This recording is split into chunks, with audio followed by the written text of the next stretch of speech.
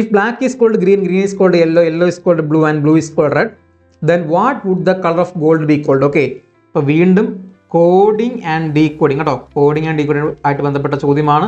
അപ്പോൾ ഈ ഷിഫ്റ്റിൽ മാത്രം 3ാമത്തെ ക്വസ്റ്റൻ ആണ് ഈ ടോപ്പിൽ ചോദിച്ചിരിക്കുന്നത്. ഓക്കെ, 3rd ക്വസ്റ്റൻ ആണ്. അപ്പോൾ എന്താ പറയുന്നത്? Black is called green, green is called yellow, yellow is called blue, blue and blue is called red, then what would the colour of gold? Okay, ഗോൾഡിൻ്റെ നിറം എന്താണ്? ഓക്കെ, നോർമൽ നമുക്കറിയാം എന്താ, നമ്മൾ യെല്ലോ എന്ന് പറയാറുണ്ട്. അത് കാരണം ഉത്തരം എന്ത് കിട്ടുന്നു? ഇവിടെ പറയുന്നുണ്ട് യെല്ലോ ഈസ് കോൾഡ് ബ്ലൂ എന്ന് പറയുന്നു. ഉത്തരം എന്ത് കിട്ടും? ഓപ്ഷൻ എ ബ്ലൂ എന്ന് കിട്ടും. ഓക്കെ, ക്ലിയർ അല്ലേ? സിമ്പിൾ ചോദ്യമാണ്. ഓക്കെ, ഇനി ഇവിടെ ഒരു കാര്യം അവെയർ ആയിരിക്കുക. അപ്പോൾ ഇവിടെ എന്താണ് ഈ ഇടയ്ക്കുള്ള ടേം ഈസ് കോൾഡ് അല്ലേ?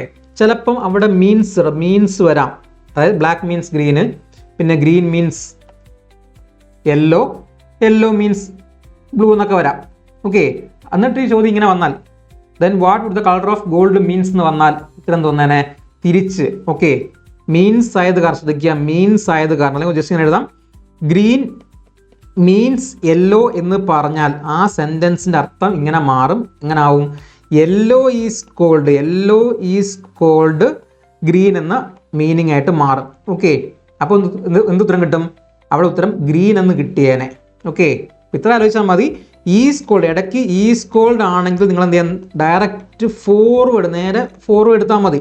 എന്നാൽ മീൻസ് ആണെങ്കിൽ പിറകിലുള്ള വാക്ക് അല്ലെങ്കിൽ ബാക്ക്വേഡ് എടുക്കണം. ഇത്ര ആലോചിച്ചാൽ മതി കേട്ടോ, സിമ്പിൾ പരിപാടിയാണ്. ഓക്കെ, ഇവിടെ ഈസ് കോൾഡ് ആയിട്ട് കാരണം കുഴപ്പമില്ല, യെല്ലോ ഈസ് കോൾഡ് ബ്ലൂ ഉത്തരം കൊടുക്കാൻ പറ്റും. ഓക്കെ, ഒരു കാരണവശാലും വീണ്ടും ബ്ലൂ ഈസ് കോൾഡ് റെഡ് പറഞ്ഞിട്ട് റെഡ് ഉത്തരം കൊടുക്കാനും പാടില്ല, അത് അവെയർ ആയിരിക്കുക. ഓക്കെ, ഇത്രയേ ഉള്ളൂ സംഭവം. ഉത്തരം ഓപ്ഷൻ എ ബ്ലൂ ആണ്.